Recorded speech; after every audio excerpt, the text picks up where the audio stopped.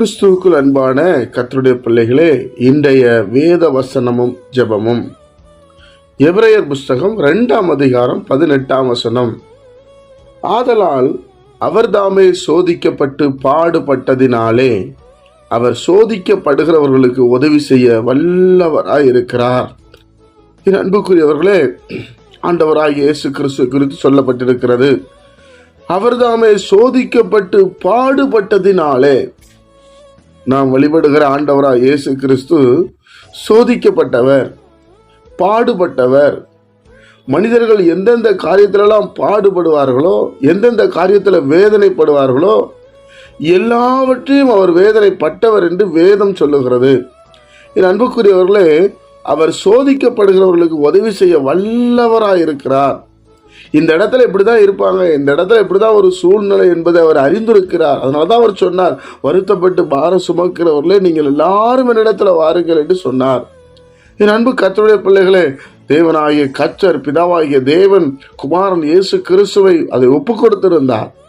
ஏனென்றால் இந்த உலகத்தில் உள்ள ஜனங்களை அவர் பக்கமாய் திருப்ப வேண்டும், பரலோக ராஜ்யத்தின் அந்த ஆசீர்வாதங்களை பெற்றுக்கொள்ள வேண்டும் என்பதற்காக இந்த பூமியில வந்து மனிதனாய் 33 ஆண்டு காலம் அவர் செய்த தியாகங்கள் ஒன்றல்ல இரண்டல்ல. பிரியமானவர்களே, எல்லா மனிதனுக்கு வரக்கூடிய அந்த சோதனைகளை அவர் அங்கே பட்டார் என்று சொல்லி நம்ம பார்க்கிறோம்.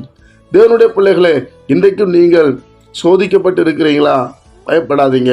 அந்த வழியாய் ஆண்டவராய் இயேசு கிறிஸ்து கடந்து போயிருக்கிறார். பாடுபடுறீங்களா? ஐயோ, நான் பாடாப்படுறேன், இப்படி ஒரு வேதனை என்கிட்ட இருக்குன்னு சொல்லி பாடுபடுறீங்களா? கவலைப்படாதீங்க. அந்த இடத்துல தேவனுடைய கரம் இங்கே இறங்கி வரும். அவர் உங்களுக்கு உதவி செய்ய அவர் உண்மையுள்ள தேவனாய் இருக்கிறார். அவர் ஹெல்ப் பண்ணுவார். எந்த நிலைமையில இருந்தாலும் கர்த்தர் உங்களுக்கு உதவி செய்ய வல்லவராய் இருக்கிறார். என்னை யாருமே கைவிட்டுட்டாங்க, என்னை யாராலையும் ஒன்றும் பண்ண முடியாது, பயப்படாதீங்க. அந்த வழியாய் ஆண்டவர் கடந்து போயிருக்கிறார். தேவனுடைய பிள்ளைகளே, அந்த விசுவாசத்தோடு இருங்க. கர்த்தர் நமக்காக எல்லாவற்றையும் செய்து முடித்திருக்கிறார். வேதனையை தாங்கி இருக்கிறார். கண்ணீரை சுமந்திருக்கிறார். நம்ம படுற கஷ்டத்தின் மத்தியில ஆண்டவர் அந்த இடத்தை அவர் பார்த்திருக்கிறார். பிரியமானவர்களே, அதனால சோதிக்கப்படுகிற பிள்ளைகளுக்கு அவர் உதவி செய்ய வல்லவராயிருக்கிறார். உதவி பண்ணுவார், ஹெல்ப் பண்ணுவார். சோதனையில் இருக்கீங்களா, உங்களுக்கு ஒரு உதவி செய்வார். அந்த சோதனையிலிருந்து வெளியே கொண்டு வருவார். உங்களை பயப்படாதே மகளே என்று வெளியே கொண்டு வருவார். ஏனென்றால் அவர் வெளியே வந்திருக்கிறார். அதனால தேவனுடைய பிள்ளைகளே, நான் தெய்வம் என்று சொல்லி அவர் மேலே இருந்து நம்மளை ஆளுகை செய்யவில்லை. மனிதனோடு மனிதனாய் வந்து அந்த கஷ்டத்தையும் பாடுகளை அனுபவித்து இந்த இடத்துல வந்து என் பிள்ளைகள் வெளியே வர வேண்டும் என்று அவர் விரும்புகிறார்.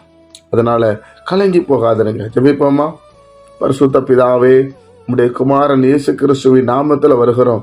கர்த்தரை தெய்வமாய் கொண்ட ஜனம் பாக்கியம் உள்ளது என்று சொல்லப்பட்டிருக்கிறது. ஆண்டவரே, அந்த தெய்வம் எங்களுக்காக பட்ட பாடுகளை நாங்கள் நினைக்கிறோம்ப்பா. தகப்பனே, இந்த நாளை எங்களுக்கு ஆசீர்வதித்து தாரோம்.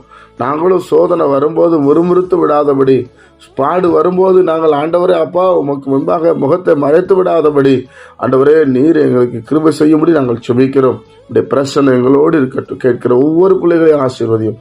இயேசுவின் நாமத்தில் ஜெபிக்கிறோம் பிதாவே, ஆமென்.